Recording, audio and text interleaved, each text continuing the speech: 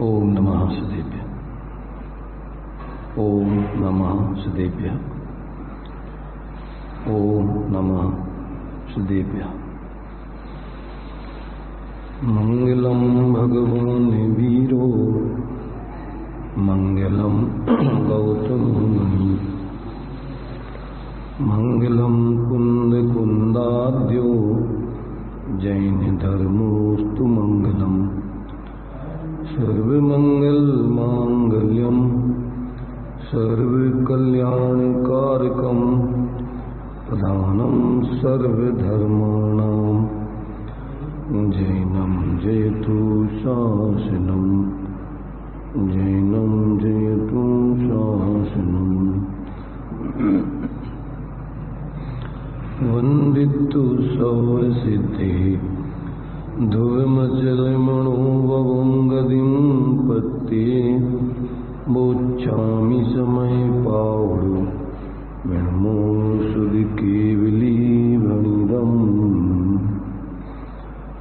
नमः समय साराय स्वानुभूत्या चकाशते चित्स्वभावाय भावाय सर्वभावान्तरच्छिदे।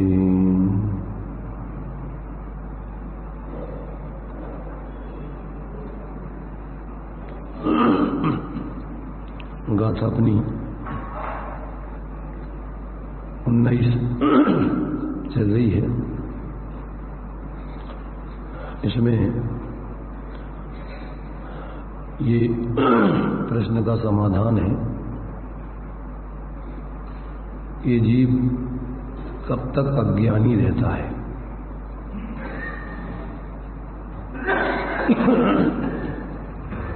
उसका समाधान बहुत ही सुंदर तरीके से आचार्य देव ने दिया है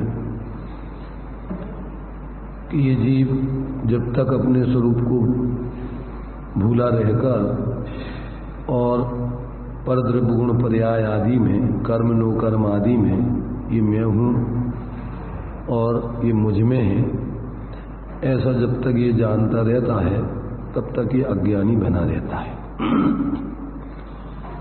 ऐसा ये आचार्य देव ने संक्षेप में टीका में आचार्य अमृतचंद देव ने बहुत बढ़िया दृष्टांत आदि दे करके उसको स्पष्ट किया है। पहले तो पुद्गल के घड़े का स्पर्श सुगंध वर्ण आदि गुण और जो स्कंद की जो पर्याय है पुद्गल की घड़े आदि रूप में गहरी चौड़ी आदि, उसमें जैसे मिट्टी के अभेद पने का अनुभव होता है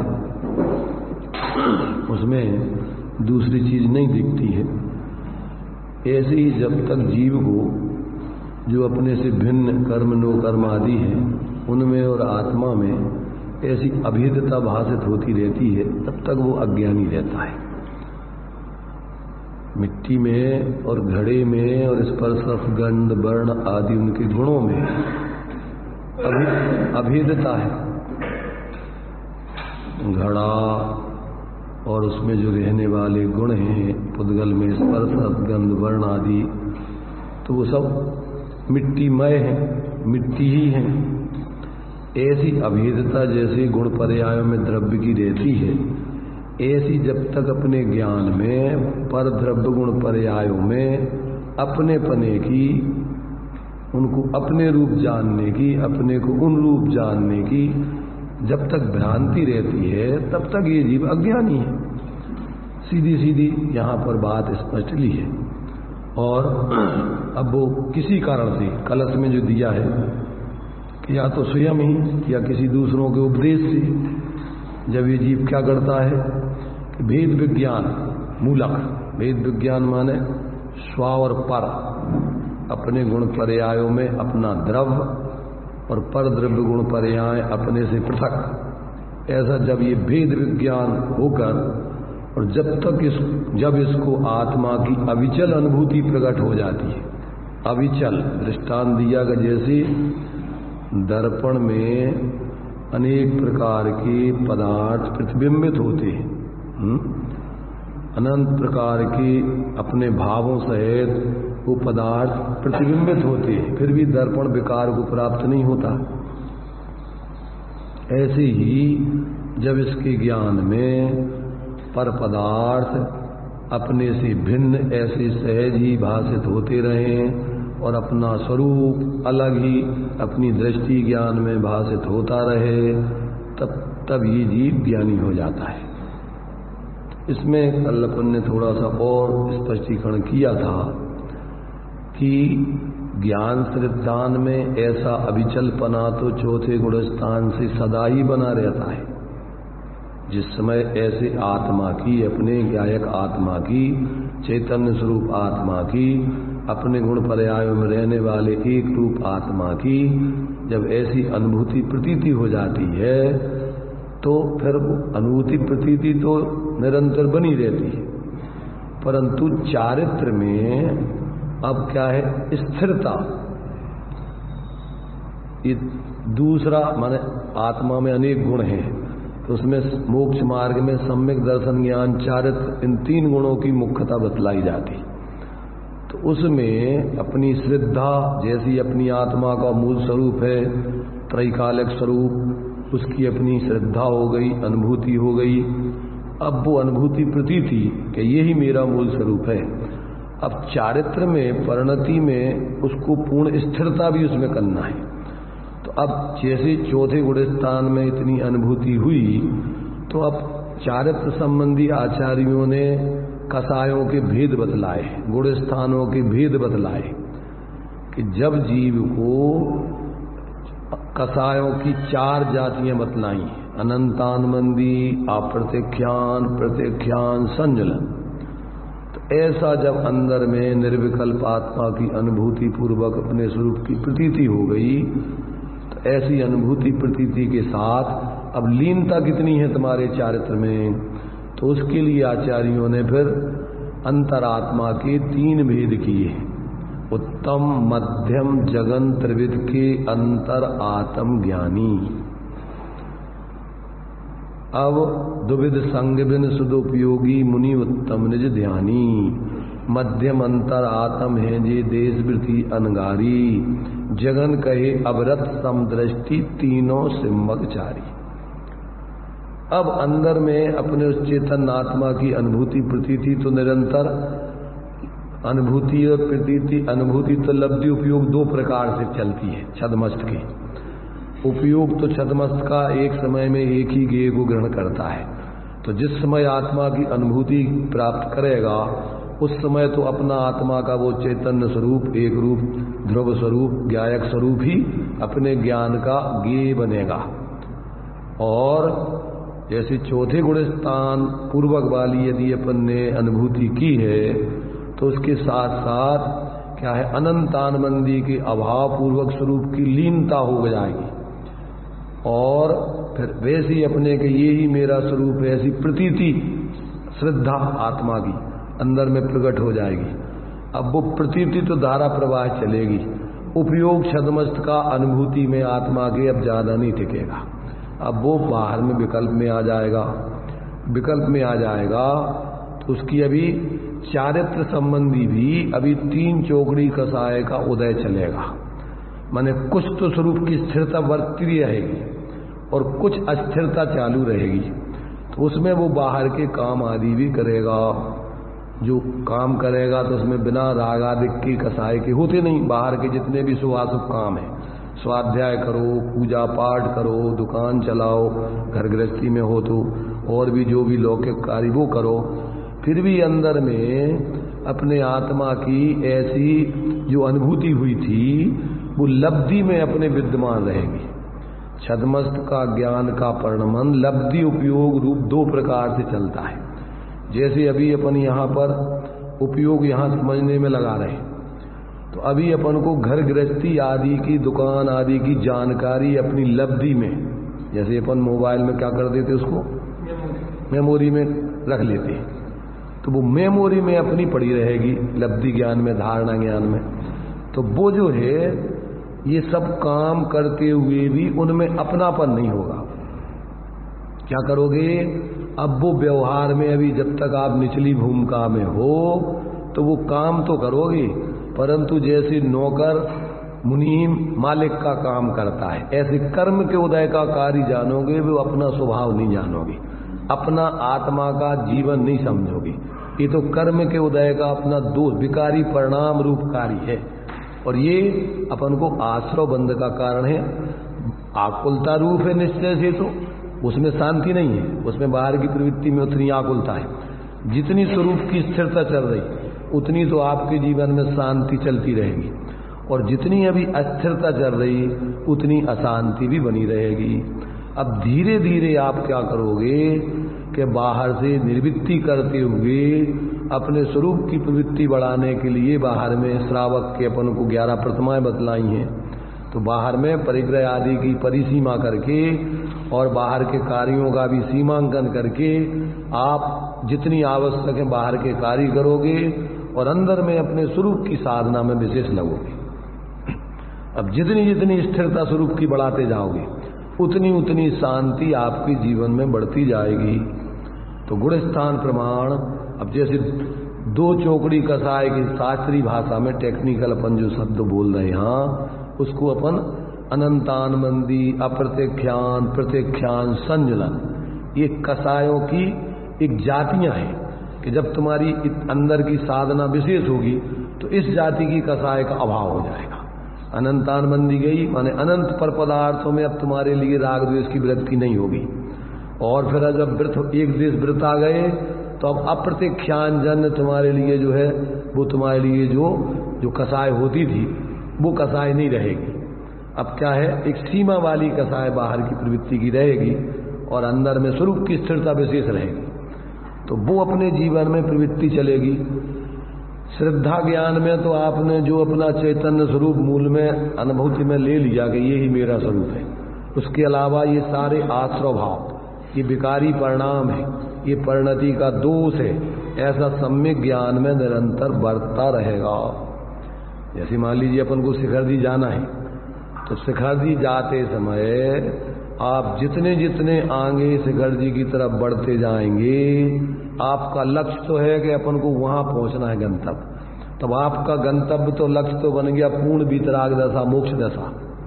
ये दशा अपनी मूल दशा है पर्याय की, शुद्ध दशा, स्वाभाविक दशा, परम सुखरूप दशा, भगवान रूप दशा। अब वो जब तक वो उस दशा में अपनी परिणति पूर्ण रूप से लीन होकर के नहीं पहुंच जाएगी तब तक अपन बाहर से बुद्धिपूर्वक हट करके स्वरूप में स्थिर होने का पुरुषार्थ करते जाएंगे। तो ज्ञान में तो अपना लक्ष्य वो है कि मेरा मूल स्वरूप अपने अंदर में जो चैतन्य स्वरूप है उसमें अहमपना, और परिणति में जब तक वो पूरी उसी स्वरूप में ही लीनता परिणति की नहीं हो जाएगी, जिसको अपन मोक्ष दशा कहते हैं। आत्मा का जैसा मूल स्वरूप है ज्ञाता दृष्टा शांत निराकुल ध्रुव, वैसी परिणति जब उसमें पूरी तन्मय होकर के लीन नहीं हो जाएगी तब तक अपन बाहर में कहीं संतुष्ट नहीं होंगे। बाहर से निरंतर निर्वृत्ति करते हुए स्वरूप प्रवृत्ति बढ़ाते रहेंगे। व्यवहार से अपन को 14 गुणस्थान बतलाए, तो चौथा गुणस्थान और 5वां गुणस्थान तो गृहस्थ अवस्था में हो सकता है।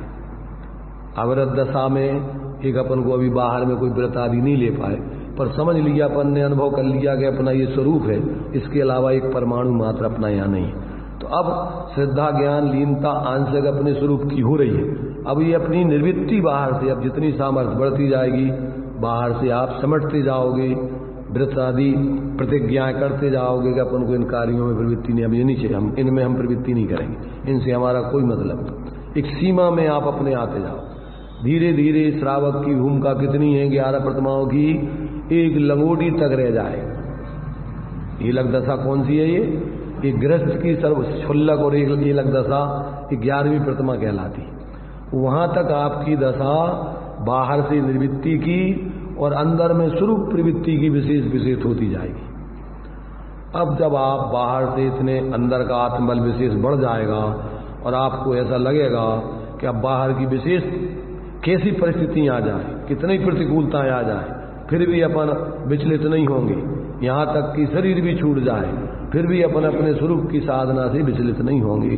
क्यों कि अब अंदर में से तो जान लिया कि शरीर तो अपने से भिन्न संयोग रूप है, आयु कर्म के निमित्त से मिला है, आयु प्रमाण यहाँ पर इस शरीर में आत्मा रहेगी, इसके बाद तो इसको छोड़ के जाना ही है, परमार्थ से इससे भिन्न नहीं है। ऐसा अंदर में वो स्वरूप का अनुभव करके अपनी शरीर आदि से भिन्न आत्मा की अनुभूति और स्थिरता प्रतीति तो बढ़ रही है, और स्थिरता धीरे धीरे बढ़ाता जाएगा तो आत्मबल बढ़ता जाएगा, और एक स्थिति आएगी कि वो बाहर के संपूर्ण शरीर के कार्यों को छोड़ के, सारे विकल्पों को छोड़ के, और निर्वस्त्र दशा संपूर्ण परिग्रह आदि शरीर आदि में 24 प्रकार का परिग्रह जो बतलाया है, तो 10 प्रकार के बहिरंग परिग्रह का संपूर्ण त्याग करके और स्वरूप की उत्कृष्ट लीनता करने का पुरुषार्थ चालू करेगा। तो ऐसे में उसकी अभी जैसे वर्तमान काल में तो छठम सप्तम गुणस्थान तक की साधना हो सकती है। कसायों की दृष्टि से कहें तो 4 जाति की कसायों में से 3 जाति की कसायों का अभाव करके, और आप अभी वर्तमान में इतनी प्रचुर स्वसंवेदन की साधना, आनंद की साधना ले सकते हो।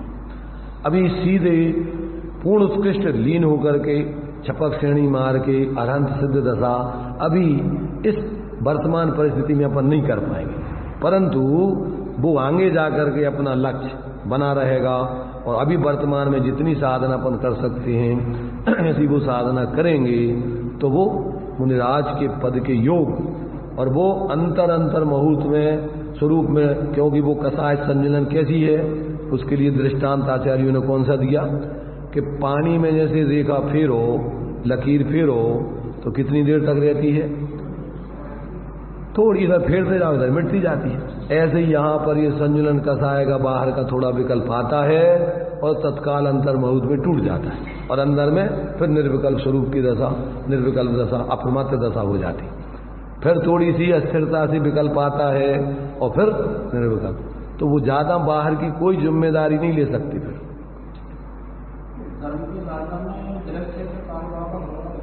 वो द्रव्य क्षेत्र काल भाव के आधार से तो बता रहे हैं। अभी सहनन अपना जो द्रव्य है वो वज्रसव नारायण सहनन का नहीं है। क्षेत्र अभी अपने लिए यहाँ पर जो है भरत क्षेत्र है, इसमें कालों का परिवर्तन होता रहता है, ये पंचम काल है और ये क्षेत्र भरत है। तो भरत क्षेत्र में अभी इस काल में जो जीव पैदा होंगे वे सीधे मोक्ष की उत्कृष्ट आराधना यहाँ से वो यहाँ के पैदा होंगे। अगर विदेश क्षेत्र आदि के कोई जीव आ जाए और यहाँ ध्यान लगा के मोक्ष जाना चाहें तो कोई बाधा नहीं। यहाँ के पैदा हुए जीव अभी वर्तमान में वो उत्कृष्ट साधना करके मोक्ष सीधे नहीं जा सकते। तो ये क्षेत्र उनके लिए, यहाँ के पैदा हुए जीवों को, मनुष्यों को, ये काल पंचम काल है। तो इस काल में अभी यहाँ भरत क्षेत्र के जीवों को मोक्ष नहीं होता है।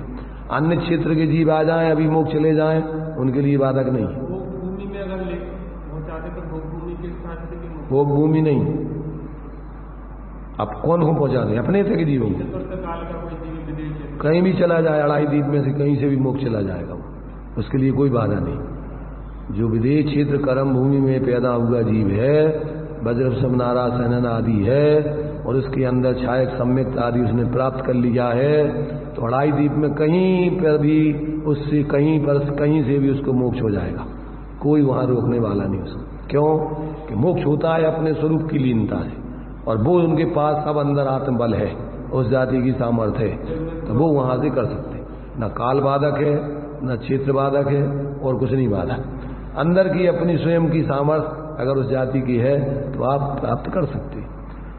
तो ये जो है यहाँ के जीवों के लिए अभी उस जाति का सामर्थ्य नहीं, उस प्रकार का द्रव्य क्षेत्र काल भाव उनकी ऊंचाई वाला हो नहीं सकता है। तो उनके लिए कितना हो सकता है वो अपन को दिया है कि इतना 3 चौकड़ी कसाय के अभाव जन्य की साधना पंचम काल के आखिरी तक यहाँ के मनुष्य जीव यहाँ आगे कर सकते हैं। तो ये जो है जब अंतर में अपने आत्मा और अपनी जो ज्ञान दर्शन आदि का उपयोग जो अपना वर्तमान में प्रकट हो रहा है, इसमें जब उसमें जो आत्मा अपनी प्रत्येक अपनी गुण पर्यायों में समान रूप से व्याप रही है, तो जब उसमें वो अपनापन कर लेता है, बाहर के पदार्थों में एकत्व मत नहीं करके, तो उसी में लीनता करना उसका नाम धर्म है। धर्म माने अपनी उस वस्तु स्वभाव धम्मो, अपनी आत्मा के उस स्वरूप की लीनता करना, उसका नाम धर्म है। और बाहर में जुड़ना, बाहर में अपना जानना मानना, ये मिथ्यात है, अज्ञान है और ये मिथ्याचारित है। बाहर में तुम्हें कुछ मिलता नहीं है, ध्यान रखना, तुम्हारे ज्ञान श्रद्धान आचरण में विपरीतता होती है सर।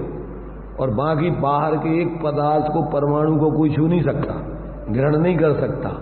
अभी भी एक क्षेत्रावगाही होने पर भी प्रत्येक द्रव्य का चतुष्टय अपने अपने रूप रहता है, स्वरूप से अस्ति पर से नास्ति। ऐसा जब वस्तु स्वतंत्रता का जिसको निर्णय हो जाता है, पहले उपदेश भगवान जनेन्द्र के उपदेश के माध्यम से जो अपन को बताया है कि जीव ने आज तक भगवान जनेन्द्र के उपदेश से तत्व निर्णय नहीं किया, इसलिए बताया कि ताते जिनवर कथित तत्व अभ्यास करीजिए। पहले बिना तत्व अभ्यास के कोई सम्यक्दर्शी नहीं बन सकता है। तो पहले तो आपको वस्तु तत्व का निर्णय करके, वस्तु स्वतंत्रता का निर्णय करके, और फिर अपने स्वरूप की ऐसी एकत्र भक्त आत्मा की अंदर में क्या है, झुकाव करके, अपना उपयोग उसमें जोड़ करके और अभेद रूप से उसमें अनुभूति करके, जब उसमें अनुभूति होगी तो अपने लिए कोई अलौकिक आनंद स्वभाव में विद्यमान है, वो प्रकट हो जाएगा परिणति में। तो अपन को समझ में आएगा कि ये कोई अलौकिक चीज है अपनी। तो उसी में फिर उसका वास्तव में सुख ये है। बाहर में उसको जो सुख कसायों से अपन पंचेंद्रियों के विषयों में प्रवृत्ति करते हैं, वो तो काल्पनिक है, वो तो भ्रम रूप है, उसमें कोई सुख फुक नहीं है, क्योंकि वो तो अजीब है। बाहर के पंचेंद्रिय के पदार्थ तो अजीब है, उनमें कोई सुख नाम का गुण ही नहीं है। तो ये तो अपनी खुद की कल्पना है मिथ्या। जैसे कुत्ते के लिए हड्डी चबाकर और उसमें ऐसा भ्रम हो जाता है कि जैसे इसमें से खून निकल रहा हो, और खून काय का है? खून तो वो अपने ही मुंह में से, अपने भी शरीर में से निकल रहा है, जबड़ों आदि में से। ऐसे ये जीव अपनी ही कसाय का रस भोगता है, राग का, वो पर पदार्थों का कुछ नहीं है। तो तेरी मिथ्या कल्पना ही करके पंचेंद्रियों के विषयों में ऐसी भ्रांति करता है कि इसमें अपन को सुख मिल रहा है, जैसे उस कुत्ते को। ऐसे ये जीव भ्रम में रहता है अनादिकाल से। जब इसका ये भ्रम टूट जाता है अपने स्वरूप के अनुभव से, तो फिर बाहर में उसको कहीं सुख नहीं दिखता। रागादि प्रगट जी दुख देन, फिर राग जो बाहर की तरफ का परिवर्तन है उसमें प्रगट रूप से आकुलता भाषित होती है उसको। ऐसा सम्यक दृष्टियों को फिर उस राग मात्र का, किंचित मात्र भी राग को वो अपने परिणति में फिर उसको पुसाता नहीं है। जैसे अपनी आंख में इतना सा भी कण पुसाता नहीं है, जब तक निकल नहीं जाए, जब तक चैन नहीं पड़ती। ऐसे ही ज्ञानियों को जब तक अपनी आत्मा में से पूर्ण कसाय का भाव नहीं हो जाता स्वावलंबन से, तब तक वो कहीं भी अटकती नहीं, भटकती नहीं।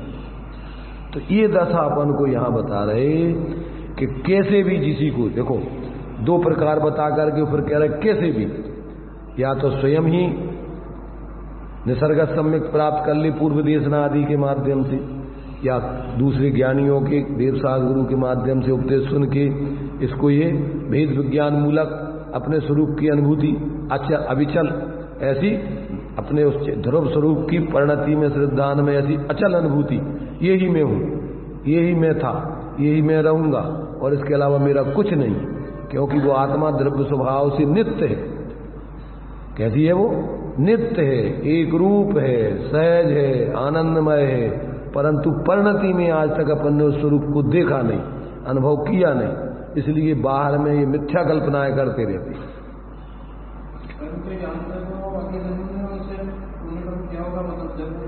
अगले जन्म में भी उसने कहीं सुना हो, भगवान जनेन्द्र की देशना किन्हीं ज्ञानियों से पहले सुनी हो, तो वो धारणा में जो उसके धारणा ज्ञान में है उसको जाति स्मरण होकर स्मृति मति ज्ञान में उसको क्या करता है, वो स्मृति में लेकर के और पूर्व की देशना को करे। वास्तव में अपना ये बाहर में कुछ नहीं है, अंदर में जो अपना उपयोग जानने देखना पना हो रहा है ये अपनी आत्मा का है, आत्मा ही में है। तो ऐसा अपने उस उपयोग को अंदर में पलट करके वो जब देखता है तो वहां उसको अपना स्वरूप अनुभव में आता है और उसमें उसको शांति भाषित होने लगती है। तो वहीं से उसका धर्म का मार्ग चालू होता है।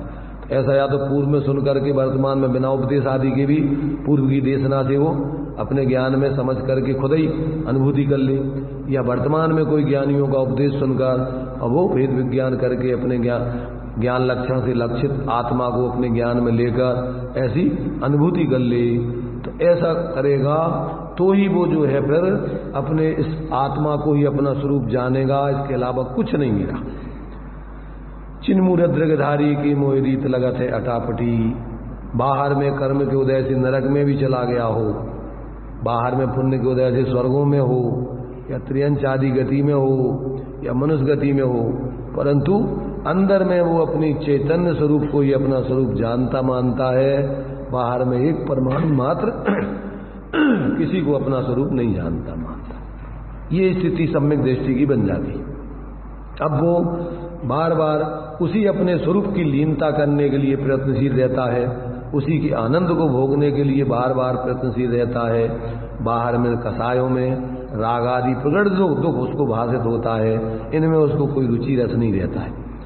तो ये जो है यहाँ वो बात यहाँ बतलाई कि इस प्रकार से सम्यक दृष्टि जीव जैसी दर्पण क्या होता है कि उसके ज्ञान में सब, उसके दर्पण में सब झलकते हैं, परंतु वो विकार को प्राप्त नहीं होता। ऐसी सम्यक दृष्टि का ज्ञान विकार को प्राप्त नहीं होता है कि उन अपने ज्ञान में शरीर आदि आ रहे, अभी आश्रव रागादिक भी चल रहे और पंचदनी के विषय आदि भी हैं, ये सब है, परंतु वो अपने ज्ञान स्वरूप आत्मा में इन सब को अपने से भिन्न जानता है, इनमें किसी में अपनत्व नहीं करता, एकत्व नहीं करता। ऐसे दर्पण के समान निर्विकार उसका सम्यक ज्ञान चाहे छद्मस्थ हो और चाहे सर्वज्ञ हो, ऐसा उनको निरंतर अपने स्वरूप का पर से भिन्न ज्ञान निरंतर भाषित होता है। उस ज्ञान में कभी विपरीतता खड़ी नहीं होती। ऐसा सम्यक दृष्टियों का जीवन जब तक वो पूर्ण वीतराग दशा को प्राप्त नहीं हो जाते तब तक वो बराबर ऐसा अपने और पर का भेद विज्ञान जीवन में बढ़ता है, और धीरे धीरे जो रागादिक अभी परिणति में चल रहे उनकी निर्वृत्ति के लिए वो निरंतर प्रयत्नशील रहता है, संतुष्ट नहीं हो जाता। ध्यान रखना, कल हमने चर्चा की थी, इसी ग्रंथ में 147वां श्लोक दिया हुआ है कि सम्यक का भ्रम हो जाने वाले व्यक्तियों की दुर्दशा होती है। सम्यक आत्मा की अनुभूति तो की नहीं और उनने मान लिया कि हम तो सम्यक दृष्टि बन गए। तो ऐसे जीवों को फिर कहते हैं वास्तव में ऐसे जीव स्वच्छंदाचारी होकर के अपनी आत्मा का बहुत अहित करते हैं। तो इसमें जो है 137वां कलश दिया हुआ है, उसमें सजग किया है कि कोई ऐसी जानकारी मात्र करके और अंदर में स्वरूप की अनुभूति पूर्वक और कसायों का अभाव, मिथ्यात्व का अभाव तो करे नहीं, और भ्रम से अपने को सम्यक दृष्टि मान ले और सम्यक दृष्टियों को बंद नहीं होता है, ऐसा सोचकर स्वच्छंदाचार रूप प्रवृत्ति करे तो कहते भैया तेरी दुर्गति चतुर्गति होगी, तू आज भी मिथ्या दृष्टि है, भ्रम में है तू।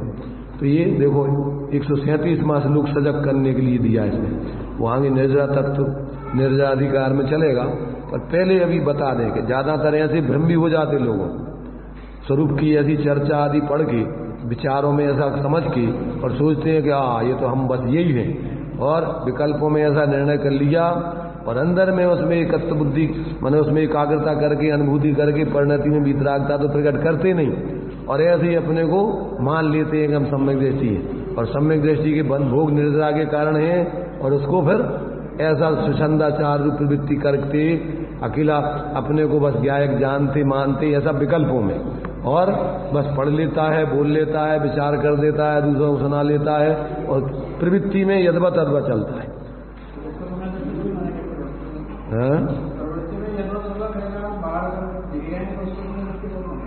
उसको सम्यक दृष्टि नहीं, वो देखो वो मानता रहे और दूसरों को तो कुछ लेना देना नहीं है। तुम अपने को सम्यक दृष्टि मानते रहो चाहे मिथ्या दृष्टि मानते रहो, तुम्हारे परिणामों से तुम्हें हानि लाभ है, दूसरों को तो लाभ है ना हानि है। कदाचित तुम्हें कोई सम्यक दृष्टि मान भी ली शरीर समज्ञान में जानकारी, तुम विशेष तत्व की बात बताओ तो उससे तुम्हें मान भी ले, तो उससे तुम्हें सुख थोड़ी मिल जाएगा, तुम्हारा मिथ्यात्व ही चले जाएगा। इसलिए अपन नहीं, वही तो भ्रम, देखो भ्रम ये बता रहा है यहाँ पर, देखो हम पढ़ के सुनाते हैं। ये 137 कलश है, 392 पेज पर है। हम इसके अर्थ को पढ़ते हैं, कलश नहीं पढ़ रहे हैं, ताकि अपन थोड़ा भाव समझ लें। संस्कृत अपन को ये लिखा हुआ है, उसका इस श्लोक का अर्थ हम पढ़ते हैं। यह मैं स्वयं सम्यक दृष्टि हूँ, मुझे कभी बंद नहीं होता, क्योंकि शास्त्रों में सम्यक दृष्टि को बंद नहीं कहा है, ऐसा मानकर जिनका मुख गर्भ से ऊंचा और पुलकित हो रहा है, ऐसे रागी जीव, परद्रव्य के प्रति राग द्वेष मोह भाव वाले जीव भले ही देखो महाव्रत आदि का आचरण करें। क्या कह रहे ये मुनि भी है वो बाहर में, महाव्रत आदि का आचरण करें तथा समितियों का उत्कृष्ट रूप से आलम्बन करें, ईर्ष्या भाषा ईश आदान निक्षेपण और व्युत्सर्ग आदि समिति जो बतलाई है, यानी श्राप मुनि राजों के 28 गुणों का पालन भी कर रहे, समितियों का उत्कृष्टता का आलम्बन करें। अद्य अपि तथापि ते पापा, वे पापी मिथ्या दृष्टि ही हैं, यतः क्योंकि वे आत्म अनात्म अवगम विरहात, आत्मा और अनात्मा के ज्ञान से रहित होते हैं, होने से सम्यक्त रिक्ता संति, सम्यक्त से रहित हैं। भावार्थ, परद्रव्य के प्रति राग होने पर भी जो जीव यह मानता है कि मैं सम्यक दृष्टि हूँ, मुझे बंध नहीं होता, उसे सम्यक्त कैसा? वह व्रत समिति का पालन भले ही करे, तथापि वह स्वपर का ज्ञान न होने से वह पापी ही है, जो यह मानकर कि मुझे बंध नहीं होता स्वच्छंद प्रवृत्ति करता है, वह भला सम्यक दृष्टि कैसा? क्योंकि जब तक यथाख्यात चारित्र न हो तब तक चारित्र मोह के राग से बंध तो होता ही है, और जब तक राग रहता है तब तक सम्यक दृष्टि तो अपनी निंदा गरहा करता ही रहता है। ज्ञान के होने मात्र से बंध से नहीं छूटा जा सकता है, जानकारी मात्र कर लेने से आप बंधन से मुक्त नहीं हो जाओगे कि हमारा आत्मा का स्वरूप ऐसा है और ऐसा हमारा नहीं है, ऐसी जानकारी मात्र से नहीं छूटा जा सकता है। ज्ञान होने के बाद उसी में लीनता रूप शुद्धोपयोग स्वरूपाचरण स्वरूप चारित्र से बंध कट जाते हैं, इसलिए राग होने पर भी बंध नहीं होता, यह मानकर स्वच्छंदतया प्रवृत्ति करने वाला जीव मिथ्या दृष्टि ही है। अब देखो एक बहुत बढ़िया प्रश्न पूछा है यहाँ पर, जो अपन लोगों को सबको भी ये शंका बनी रहती है। देखो यहाँ कोई पूछता है कि व्रत समिति शुभकारी है, मुनिराजों के व्रतों का पालन, 5 महाव्रत, 5 समिति, 28 मूल गुण आदि का पालन करना तो शुभकारी है, तब फिर उसका पालन करते हुए भी उस जीव को पापी क्यों कहा गया है? उसको आप पापी कह रहे हो, तो ऐसा क्यों कह रहे हो? देखो ये आचार्यों ने लिखा है, किसी व्यक्ति की बात नहीं है, और उसको खुलासा, उसका समाधान यह है कि सिद्धांत में मिथ्यात्व को ही पाप कहा है। जब तक मिथ्यात्व रहता है तब तक शुभाशुभ सब क्रियाओं को अध्यात्म में परमार्थतः पाप ही कहा जाता है, और व्यवहार की प्रधानता में व्यवहारी जीवों को अशुभ से छुड़ाकर शुभ में लगाने की शुभ क्रिया को कथनचित पुण्य भी कहा जाता है। ऐसा कहने से स्यादवाद मत में कोई विरोध नहीं समझना। पापी कह रहे तो किस अपेक्षा, और उसको पुण्यात्मा कहते हैं तो किस अपेक्षा? देखिए आगे फिर कोई प्रश्न पूछता है कि परद्रव्य में जब तक राग रहे तब तक जीव को मिथ्या दृष्टि कहा है, सो यह बात हमारी समझ में नहीं आई। क्या नहीं आई समझ में? कि परद्रव्य में जब तक राग रहे तब तक जीव को मिथ्या दृष्टि कहा है, सो यह बात हमारी समझ में नहीं आई। अवरस क्यों? कि अवरस सम्यक दृष्टि इत्यादि के चारित्र मोह के उदय से राग आदि भाव तो होते हैं, तब फिर उसे सम्यक्त कैसे है? अब उसका समाधान, माने सम्यक दृष्टि या अवरत दशा आदि वाले जीव सम्यक दृष्टि तो होते हैं, और तुम उनको कह रहे जिसके राग रहता है वो मिथ्या दृष्टि, हाँ किंचित राग तो वो सम्यक दृष्टि नहीं, तो कहते ये उनके सम्यक कैसे होता है? ये हमारी समझ में नहीं आया। उसका समाधान यह है यहाँ मिथ्यात्व सहित अनंतानबंदी राग की प्रधानता से उसे कहा है। जिसे ऐसा राग होता है अर्थात जिसे परद्रव्य में तथा परद्रव्य से होने वाले भावों में आत्मबुद्धि पूर्वक प्रीति अप्रीति होती है, उसे स्वपर का ज्ञान श्रद्धा नहीं है, भेद विज्ञान नहीं है, ऐसा समझना चाहिए। जो जीव मुनि पद लेकर वृत्त समिति का पालन करे तथापि जब तक परजीवों की रक्षा तथा शरीर संबंधी यत्न पूर्वक प्रवृत्ति करना इत्यादि परद्रव्य की क्रिया से और परद्रव्य के निमित्त से होने वाले अपने शुभ भावों से अपनी मुक्ति मानता है और परजीवों का घात होना तथा अयत्नाचार रूप से प्रवृत्ति करना इत्यादि परद्रव्य की क्रिया से और परद्रव्य के निमित्त से होने वाले अपने अशुभ भावों से ही अपना बंध होना मानता है, तब तक यह जानना चाहिए कि उसे स्वपर का ज्ञान नहीं होगा, क्योंकि बंध मोक्ष अपने अशुद्ध तथा शुद्ध भावों से ही होता था। शुभाशुभ भाव तो बंध के ही कारण थे और परद्रव्य तो निमित्त मात्र ही था, उसमें उसने विपर्य रूप मान लिया।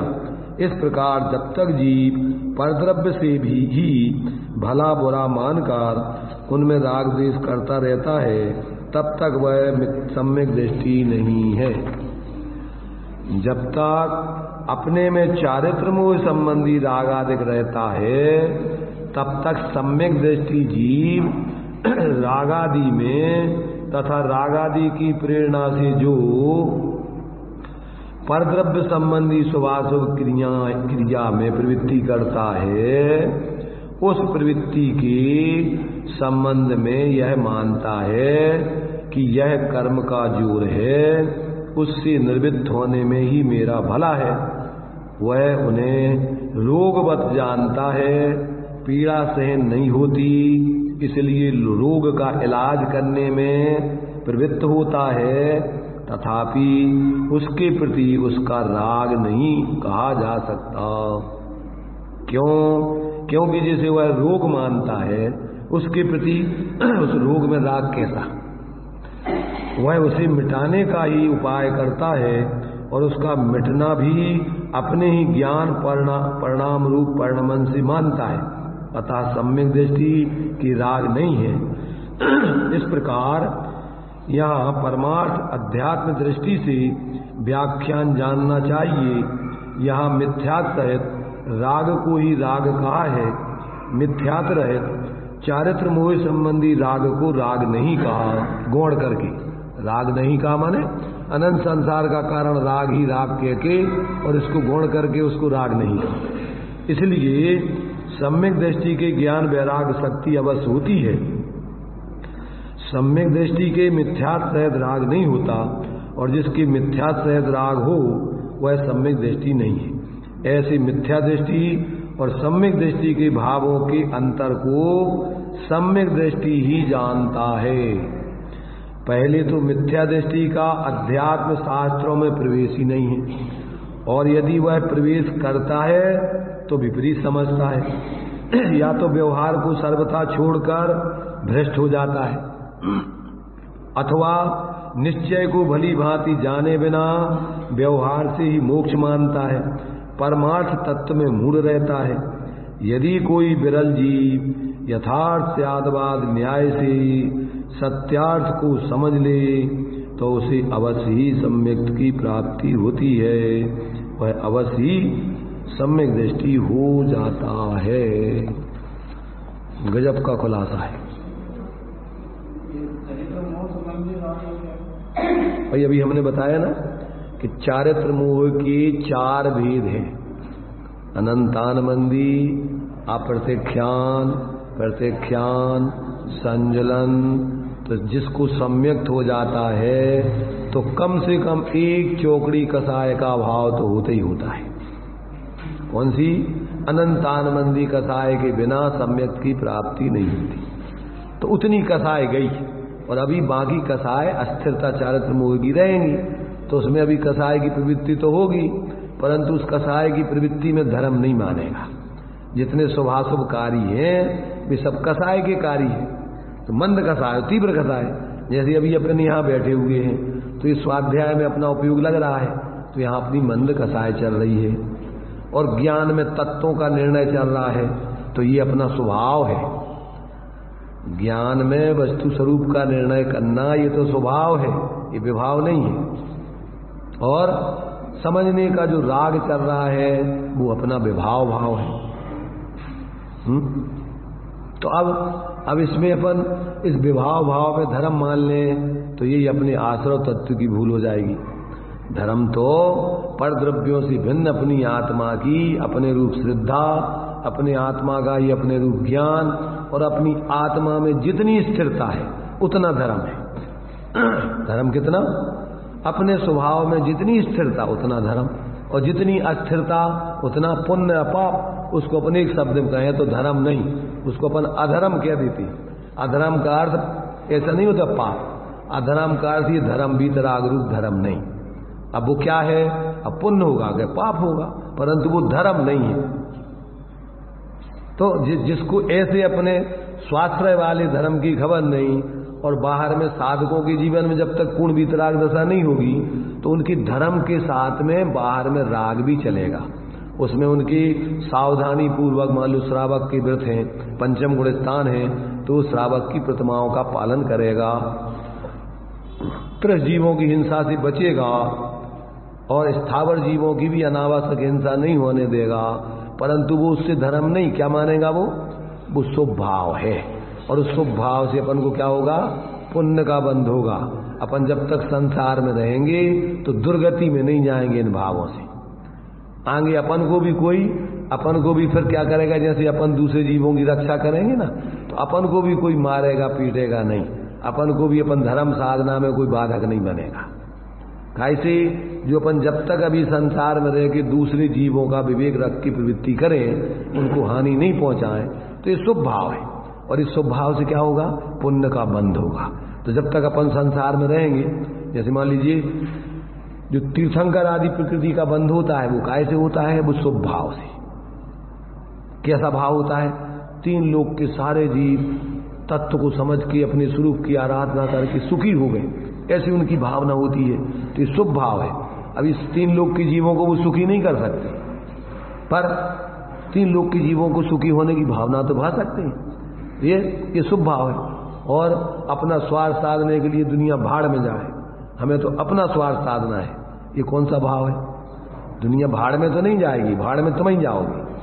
तुम्हारा ऐसा भाव है पाप का भाव, तो तुम चले जाओगे निगूद में, तुम्हारी दुर्गति हो जाएगी। दुनिया तो जो करेगी उसका फल वो पाएगी। तुम्हारे कहने से, लोक में कहावत है, कौओं के कोसने से कोई जानवर नहीं मर जाते, किसी के कहने से किसी का अहित और हित नहीं होता है। ऐसे जो भी प्रवृत्ति करेंगे उससे उनका हित होता है। इसलिए विवेकी व्यक्ति किसी प्रकार से दूसरों के बारे में तो गलत सोचते ही नहीं है, और अपना इन विकल्पों का अभाव करके वीतराग दशा स्वरूप के आशय से प्रकट करके पूर्ण सुखी होने का पुरुषार्थ करता है। पर जब तक वो पूर्ण स्वरूप में स्थिर नहीं हो पाता है तो विवेक रख करके बाहर में ऐसे अशुभ से बचकर शुभ में प्रवृत्ति करके रहता है। और जितने अंशों में वो स्वरूप की स्थिरता चल रही है, उतने अंशों में तो उसके निराकुलता, वीतरागता, इंद्रिय आनंद, कर्मों का संबंध निद्रा बरत रही है, वो सब उतना धर्म है। अभिप्राय भी परिणाम ही कहलाते हैं। परिणाम किसे कहते हैं? परिणमन को, गुणों के परिणमन को परिणाम कहते हैं। तो अभिप्राय भी परिणमन ही है, परिणाम ही है, वो भी श्रद्धा गुण का परिणाम है। तो उसी को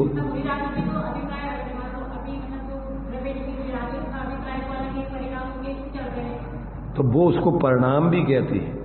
अभिप्राय को परिणाम कहो, अभिप्राय कहो, परंतु जो अपन को श्रद्धा गुण और अन्य गुणों के परिणमन को अलग बताना है तो उसको अपन श्रद्धा कह देते हैं, और बाकी गुणों के परिणमन को परिणाम कह देते हैं।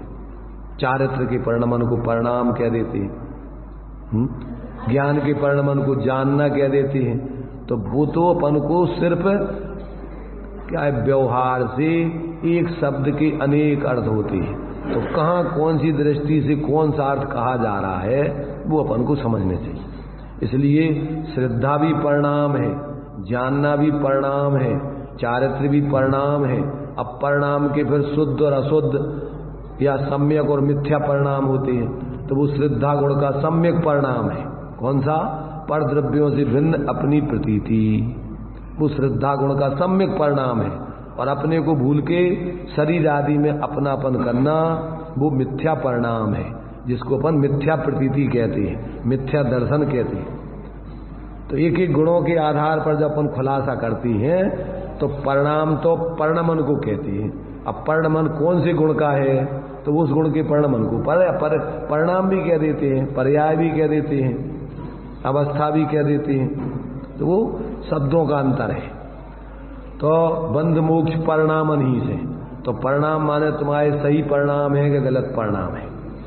अगर तुम्हारे सही परिणाम माने सम्यक परिणाम है, पर द्रव्यों से भिन्न आत्मा की प्रतीति रूप, अपने आत्मा को अपने आत्मा के जानने रूप और अपनी आत्मा की स्थिरता रूप, तो ये मोक्ष का कारण है ये परिणाम। और अपने को भूल के पर में अपनेपन का परिणाम, श्रद्धा का अपने जानने रूप परिणाम, और पर में राग द्वेष रूप परिणाम, ये सब आपको संसार का कारण है। ये परिणाम बंध मोक्ष परिणाम, ये सब परिणाम ही है। परिणाम माने गुणों का परिणमन, द्रव्य का परिणमन, वो परिणाम ही कहलाता है। अब वो परिणाम तुम्हारा कैसे चल रहा, सही के गलत? वो अभी एक एक गुण के आधार पर अलग अलग नाम दे दिए उसकी। क्रिया भी उसी परिणाम को कहते हैं। अपन पढ़ते हैं जब के या परिणमति सा कर्ता, या परिणाम भवे तत्कर्म, या परिणति सा क्रिया, उसी परिणाम के बदलने को क्रिया भी कह देते। परंतु यहाँ उनने जो जिस अभिप्राय में से वो लिखे हैं, अभिप्राय परिणामों क्रिया, अभिप्राय माने श्रद्धा गुण का परिणमन, परिणाम माने चारित्र गुण का परिणमन, और क्रिया माने शरीर की क्रिया, वहां इस अर्थ में लिया उनने। मोक्ष मार्ग प्रकाशक नहीं, जो भी जिस विवक्षा से कह रहा हो, जब यहाँ कर्ता परिणामी द्रव्य, कर्म रूप परिणाम और क्रिया पर्याय की फेरनी, तो वो परिणाम ही का बदलाव वो क्रिया कहला रही। वहां शरीर की क्रिया का नाम क्रिया नहीं है। तो वो क्रिया माने परिणामों का बदलना ही वो क्रिया कहलाती है। तो कहाँ किस अर्थ में किस शब्द को लिया है? एक ही शब्द के अनेक अर्थ होते हैं। कहीं शरीर की क्रिया को क्रिया कह रहे, कहीं आत्मा के परिणमन को क्रिया कह रहे। तो कौन सी बात में कहाँ क्रिया का अर्थ क्या है? तो वहां जिस अर्थ में लिया है कि अपन अंदर में अभिप्राय क्या चल रहा, माने श्रद्धा गुण का परिणमन, और परिणाम माने चारित्र गुण का परिणमन, और क्रिया माने शरीर की प्रवृत्ति, वहां उस अर्थ में लिया है। तो क्रिया का फल 0 है। काय का? तो पर द्रव्य की क्रिया तुम्हारे लिए ना कुछ कर, ना तुम्हारा उसमें हित है ना हित है, आरोपित है वो। तो अगर तुम अशुभ भावों से शरीर की क्रिया कर रहे हो तो अपन उस क्रिया पर अशुभ का आरोप कर देंगे, और जब शुभ भावों से कर रहे हो तो शुभ आरोप कर देंगे। और जब वो क्रिया आपकी शुद्ध भावों से हो रही है तो अब वो शुद्ध उपयोग रूप में उस क्रिया का कुछ नहीं है। उसका ध्यान में बैठे मुनिराज, तो शरीर की क्रिया कैसी हो रही है? बिल्कुल शांत बैठी हुई है क्रिया। तो उससे क्या फल मिल रहा है? वो क्रिया तो देखो, क्रिया पे तो आरोप है, वो कर्मों की निर्जरा का कारण बन रही है, समझ रहे ना? तो वो क्रिया वास्तव में तो आरोपित है। पर द्रव्यों से ना तो पुण्य होता है, ना पाप होता है, ना धर्म होता है। क्या होता है पर द्रव्यों से? पर द्रव्य तो उनका परिणमन है।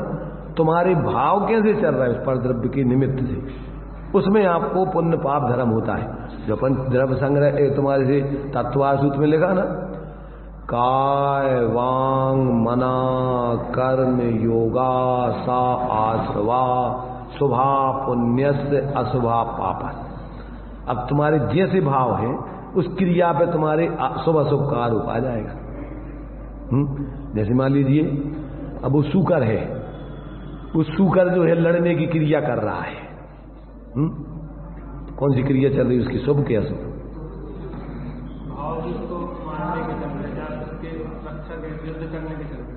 अरे भाई अपन समझो कि उसका अभिप्राय क्या चल रहा है, अभिप्राय के आधार से उसको अपन अच्छा कह रहे हैं। मुनिराज के बचाने के अभिप्राय है, भाव भी मुनिराज के बचाने के। मुनिराज को मारने के भाव चल रहा है, उसके बचाने के भाव चल रहा है, लड़ने का भाव भी चल रहा है और बचाने का भाव भी चल रहा है, दो भाव चल रहा है उसकी। जैसे आपके में जैसे प्रवचन चल रहे हैं, कोई मंत्री वगैरह आ जाता है मुझे मालूम प्रवचन के अंदर, तो आपके प्रवचन जो होती है ना उसके सब लोग उसका कराते हैं मुसलमान, क्या कराते? सम्मान मंत्री का प्रवचन समझ रहे हैं मुसलमान, कोई मंत्री विधायक आ जाए मुसलमान को प्रवचन को फोन करते हैं। देखो इसमें भी अभी जो हम बोल रहे हैं ना, अभिप्राय परिणाम तुम्हारा क्या है उसमें, ये मंत्री है और ये तुम्हारे धर्म की रक्षा में संयोगी बनेगा। अगर इसका अपन यहाँ मान सम्मान कर देंगे तो ये अपने लिए धर्म आराधना में, समाज में, यहाँ पर मंदिरों में, यहाँ पर अपन को सुख सुविधाएं देगा। और अगर अपन इसका संयोग नहीं करेंगे, विरोध में इसका अपमान हो जाएगा, तो ये तुम्हारे विरोध में खड़ा हो जाएगा, तुम्हें धर्म करना मुश्किल पड़ जाएगा। शास्त्रों में लिखा है, जिनने शास्त्र लिखे हैं, इस राजा के कार्यकाल में निर्विघ्न रूप से हमने शांति से आराधना की, ये हमारे धर्म के संयोगी रहे। इनका राज्यकाल धर्मात्माओं की बहुत अनुकूल रहा है, कि किसी धर्मात्मा के ऊपर कोई परेशानी नहीं आई आने दिनों ने। तो तुम्हारा उसका अभिप्राय क्या चल रहा है, ये तुम्हारे अभिप्राय के ऊपर है। तुम ख्याति लाभ पूजा के लिए कर रहे, कि तुम डर के कर रहे, कि तुम किस प्रयोजन से कर रहे? परिणाम तो जैसे वो सूकर लड़ तो दो ही रहे, और अभिप्राय फलकाय का मिलना है, तो ये तुम्हारे अभिप्राय के ऊपर है। इसलिए अभिप्राय तुम्हारा उसमें क्या है कि भैया ये जो है यहाँ का विशेष मुखिया है, तो इसको थोड़ा अपन मान सम्मान दे दें, तो अपने लिए धर्म करने में ये सब संयोगी बनेगा। ये अपन को बाहर में मंदिर आदि हैं और भी क्षेत्र हैं, इनकी सुरक्षा में सहयोग देगा, तो आप उसका सहयोग करने में आपको हानि नहीं है। ये तो आपका अभिप्राय क्या। अब आप उसका ख्याति लाभ पूजा के लिए कर रहे तो वो गलत है। इसलिए इन सब चीजों का विचार किया जाता है। सब लोग विवेकी व्यक्ति सब अपन देखो, समोसरण में भी कोई विशेष जीव आ जाता है, चक्रवर्ती आदि विशेष पुण्यात्मा, तो उनकी अलग से दिव्य ध्वनि खिल जाती है। तो ये पक्षपात कर रहे क्या वो? ये वस्तु व्यवस्था है कि जिसमें धर्म की विशेष उन्नति होती है, हित होता है, तो उसमें वो सर्वज्ञ भगवान की भी उनके भाग्य से दिव्य ध्वनि खिल जाती है। ये कोई करने की कराने की बात नहीं है। अगर उससे उनका वो जीव पात्र है, उसके निमित्त से कदाचित कि इसको अपन मान सम्मान देंगे, तो ये भी अगर धर्म में, जैसे मान लीजिए अभी धर्म में विशेष इसका रुचि नहीं है और इसका थोड़ा, और ये धर्म में लग जाएगा, तो इसके साथ कितने लोग धर्म में लगेंगे।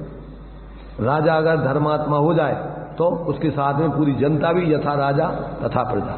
यदि इसको अपन धर्म में कन्वर्ट कर देंगे तो ये सारे लोग भी इसके जो इसके अनुयायी है ये सब धर्मात्मा बन जाएंगे। आचार्य समंत्रभद्र ने बड़ी बड़ी राजसभाओं में जाकर धर्म का स्वरूप समझाकर उस राजा को धर्म में कन्वर्ट किया, तो लाखों जीव जो है धर्म में कन्वर्ट हो गए। तो ये सारी चीजें देखी जाती हैं। अपन बाहर से स्थूल रूप में विचार करके नहीं उसमें कार्य करना, उसमें बहुत कुछ आगे पीछे का विचार करके कार्य किए जाते हैं। इसलिए अपन नहीं समझ सकते सामने वाला व्यक्ति किस अभिप्राय से क्या कर रहा है। जो वक्ता होता है, प्रवचनकार होता है, उसकी दृष्टि बहुत विशाल होती है। किसी प्रकार से किसी का हित ना हो, ज्यादा से ज्यादा लाभ हो, तो वो उसके लिए क्या करना है वो समझ सकता है उसको। देखो भाई, वो भी उसकी मर्यादाएं, कब करना, कितना करना, क्या करना, ये सब विवेक रहता है उसमें। अनावश्यक अनर्गल परिवर्तन नहीं होता है कि जिनवाणी का अभिनय हो जाए, देव साधुगुरु का अभिनय हो जाए, तो ऐसा नहीं। एक मर्यादा में रह करके उसको भी, जिसमें वो उसका अपमान नहीं हो और जिनवाणी का सम्मान हो और धर्म के प्रति उसका रुझान हो और आगे अपन को धर्म आराधना करने हो, संयोगी बने। ऐसा विवेक रख करके भूमिका अनुसार कार्य किए जाते। किसी प्रकार से न तो अब मर्यादा को छोड़ के मुनिराज है तो वो कोई अपनी मर्यादा को छोड़ करके उनके मान सम्मान को, उनकी प्रशंसा आदि में लग जाए, तो ऐसा नहीं कुछ। वो अपनी मर्यादा में रह करके जो योग्य है जिस पद के, वो उस प्रकार से कार्य करते हैं, अन्यथा नहीं करते। तो इन सब बातों को अपन को तुम्हारे अभिप्राय और परिणामों के ऊपर निर्भर करता है तो अभिप्राय माने तुम्हारा अभिप्राय क्या है, माने तुम्हारा अंदर में अभिप्राय क्या चल रहा है उसमें, इस कार्य के करने में। क्रिया महत्वपूर्ण नहीं है, किस अभिप्राय से कर रहे तुम, अब वो ही समझ सकता है। बाहर में अपन देखते कभी कभी क्या कोई व्यक्ति किसी को मारने के लिए कोई जहर के लड्डू खिला रहा है, नगर पालिका वाले यार ऐसे वो कभी कभी क्या करते हैं, आवारा कुत्तों के लिए मारने के लिए जहर के लड्डू खिला देते। तो अब किसी को पता पड़ जाए तो वो उस कुत्ते के लिए मार दे, भगा दे, और एक पुचकार करके लड्डू खिला रहा है और एक उसको लाठी मार करके भगा रहा है। बाहर में क्या दिखेगा, वो दिखेगा कि ये भैया बहुत बढ़िया, कितना देखो ये तो कितना दयालु है, उसको लड्डू खिला रहा है, और ये कितना दुष्ट है, ये बेवकूफ उसको मार रहा है। जबकि है कैसा, अंदर में क्या है, अंदर में उसका अभिप्राय इसको मारने का है और उसका बचाने का है। क्रिया बाहर में उल्टी दिख रही है और अंदर का अभिप्राय दोनों की उल्टी है। इसलिए अपन बाहर से सर्वथा मूल्यांकन नहीं कर सकते। समंत्रभद्र आचार्य देव को भस्मक व्याधि दूर करने के लिए कुलिंग को भी धारण करना पड़ा। अपन बाहर से क्या समझेंगे, अरे ये तो भ्रष्ट हो गया, पर अब वो क्या कर रहा है, अब वो ही समझ सकता है कि क्या कर रहा है, क्यों कर रहा है? नहीं वो तो ठीक है, जन साधारण क्या समझेगा, ये तो भ्रष्ट हो गया, इसने कुलिंग को धारण कर लिया। इसलिए बहुत दूरदृष्टि ज्ञानियों की होती है, कहां से कौन व्यक्ति कैसे धर्म के मार्ग में लगेगा, किस प्रकार से अपने धर्म की रक्षा होगी, कैसे हमारा ज्यादा से ज्यादा लाभ हो।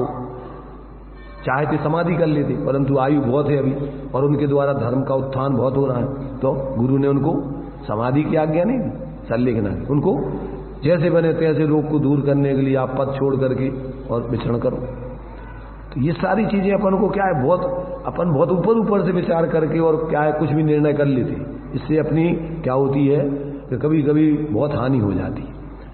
इसलिए अपन को बहुत ही शास्त्रों का गहरा अध्ययन हो, सर्वांगीण अध्ययन हो, अपना सोच विशाल हो, तो कभी गलत तो किसी के बारे में सोच ही नहीं सकते।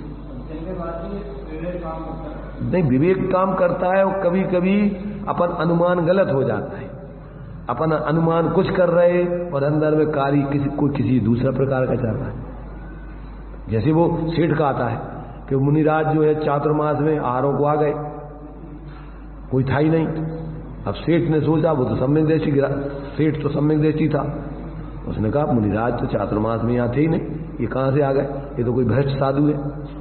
जबकि वो रिद्धिधारी थे, चारण रिद्धिधारी मुनिराज, और वो आकाश मार्ग से आए और आकर के आहार करके चले गए। दूसरी जगह उन्होंने नहीं दिया आहार, उन्होंने तो उनके प्रति सोचा कि गलत है, पर बाद में देखा, पता पड़ा कि अरे ये तो चारण रिद्धिधारी मुनिराज थे, तब अपनी गलती उसकी समझ में। तो कभी कभी बाहर से अपन अनुमान गलत भी लगा लेते, इसलिए अपन को कोई धारणा ऐसी सर्वथा नहीं बना के अपन उसकी पूरी गहराई से खोजबीन करें, खोज करके फिर समझे विचार करें, और फिर दूसरे का हित अहित तो दूसरों से, अपना हित है तो अपने सम्यक सोच से। अपन गलत का, हाँ, उस सेठ के लिए उसकी प्रशंसा की, जिस समय उसको समझ में नहीं आया और गलत का समर्थन नहीं किया उसने। जब उसको गलत समझ में आ गया तो वो नहीं करेगा। जब उसने देखा कि अरे नहीं हम गलत, वो गलत नहीं है, वो तो सही है, तो अपना पश्चाताप करके प्रायश्चित लेकर के फिर सही है उस पर आगे। इसलिए बहुत सारी चीजें अपन को कैसे कैसे कहाँ से समझने लायक हैं, इन सब का विचार करके और बहुत ही अपने जीवन में संतुलन बना के मूल में अपने स्वरूप की आराधना को मुख्य रख करके और अपने जीवन में उसकी प्रवृत्ति करते हुए जिए, तभी अपनी आत्मा का हित हो सकता है। और यदि अपन भेद विज्ञान करके अपने स्वरूप का अवलंबन करके उस निर्विकल्प आत्मानुभूति पूर्वक और स्वरूप की प्रवृत्ति जब तक पूर्ण वितराग दशा नहीं हो जाए, तब तक अपन कहीं पर भी अटके ना, और अटकता नहीं है। क्यों कि सर्वश्रेष्ठ कार्य है और इसी में आत्मा का हित है, इसलिए वो जागृत रह करके 24 घंटे जीता है। तो ये अपन को इसमें कि भाई ये जीव कब तक अज्ञानी रहता है कि जब तक वो अपने स्वरूप को अपना स्वरूप जानकर मानकर उसकी आराधना नहीं करके अन्य में अपनापना करता है और उसी में उन्हीं का ज्ञान माने विपरीत मान्यता और अज्ञान धारण करके और बाहर में प्रवृत्ति करता रहता है। अब बाहर की प्रवृत्ति तुम व्यवहाराभासी बन करके धर्म की भी करते रहो और अंदर में अपने उस एकत्व भक्त स्वरूप को जानकर उसका अवलंबन नहीं करो। तो ये कह रहे महाव्रत आदि धारण करके भी प्रवृत्ति अनंत बार जीव ने की और बाहर से ही उसने धर्म माना, अंदर में जो वस्तु का स्वरूप था उसको नहीं समझा, तो फिर भी वो मिथ्या दृष्टि उसके लिए अध्यात्म में मिथ्यात्व को पाप सबसे बड़ा पाप, इसलिए वो परमार्थ से पापी कहा गया है। क्यों कि चतुर्गति संसार में ही भटकेगा वो। तो जब तक व्यक्ति को ऐसा अविपरीत तत्व का निर्णय करके स्वरूप का अनुभव पूर्वक अंदर में स्वरूप की भीतराग दशा प्रकट नहीं हो जाए पूर्ण रूप में, तब तक वो किसी प्रकार कहीं अटकता नहीं, भटकता नहीं, किसी प्रकार से कहीं संतुष्ट नहीं होता। ऐसा अपन को ये संदेश आचार्यों ने दिया है। अब आगे जो है कि तात्पर्य वृत्ति के माध्यम से अपन थोड़ा इस गाथा का विशेष खुलासा और इसमें जयसेनाचार्य ने 2 गाथाएं अतिरिक्त भी दी हैं, वो वैसे उसी से संबंधित है, इसको भी अपन आगे देखेंगे। अभी तो अपना टाइम हो चुका है।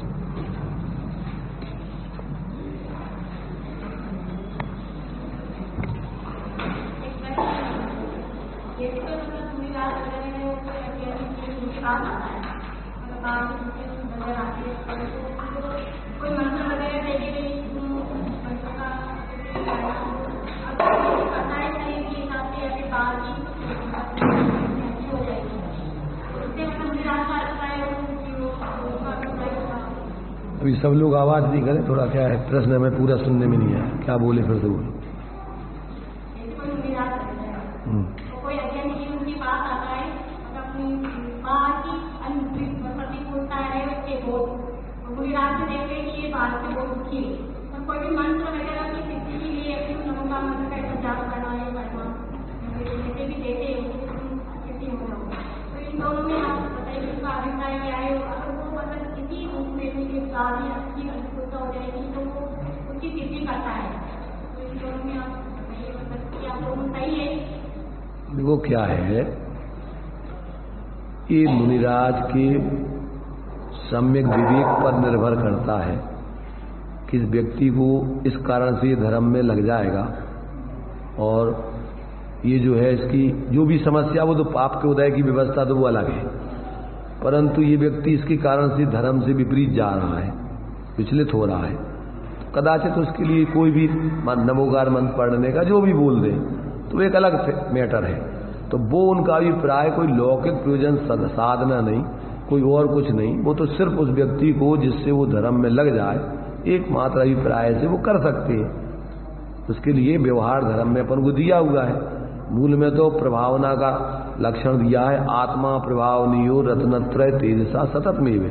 फिर दान तपो जिन पूजा विद्या अतिशय जिन धर्म, जिस प्रकार से व्यक्ति जिन्हें धर्म के इस मार्ग में सम्यक मार्ग में लगे उस प्रकार से कोई उनके पास यदि कोई इस प्रकार का उस पद के योग कोई कार्य है तो वो इस प्रकार प्रवृत्ति करके उसको धर्म में लगा सकते हैं, उसमें कोई बाधा नहीं आती। पर वो अपने पद के उनके योग होने चाहिए, पद के विपरीत नहीं होने चाहिए।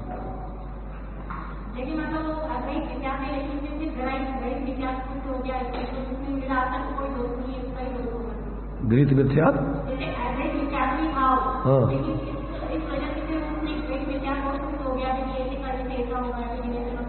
हाँ, तो वो जाने वो कुछ भी अपन ने किसी व्यक्ति का संयोग किया और उसका वो दुरुपयोग करे तो अब उस जिम्मेदारी उसकी है, वो भोगेगा।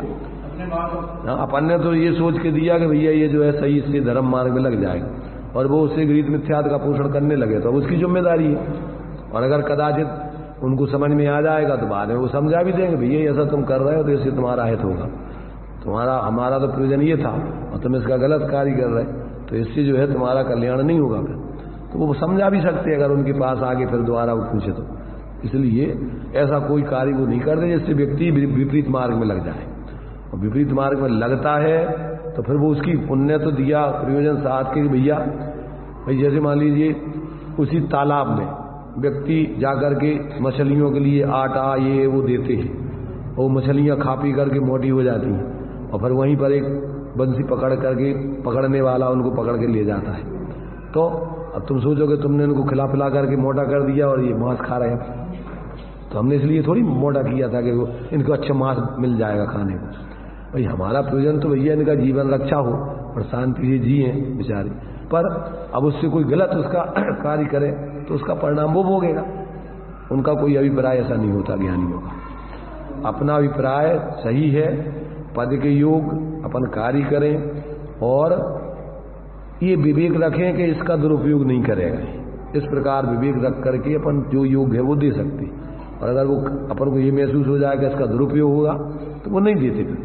जैसे श्रावक के लिए कोई भिखारी मिकारी आते हैं तो अपन को पता है कि शराब पिएगा, मांस खाएगा, तो उसको पैसे में ऐसे नहीं देते। गरीब है, दुखी है, बीमार है, दवाई दे देंगे, कपड़े दे देंगे, भोजन दे देंगे, ऐसा कार्य करते हैं। तो विवेक रख करके उसका संयोग करना चाहिए। चलिए,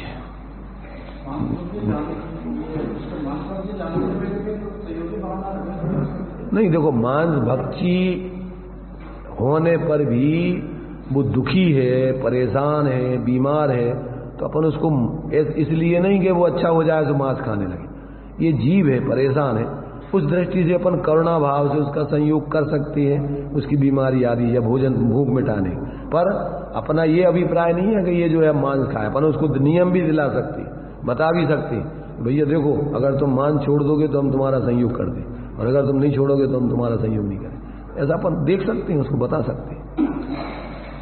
दिव्य वाणी दिव्ययंता तत्व को सुप्रकाश की वेद दर्शा कर स्वपर भार सेविकाउता चैतन्य कायमृत पिलाम अमर करती भारती भविज्ञान दीप जला उतार मात तेरी की आरती।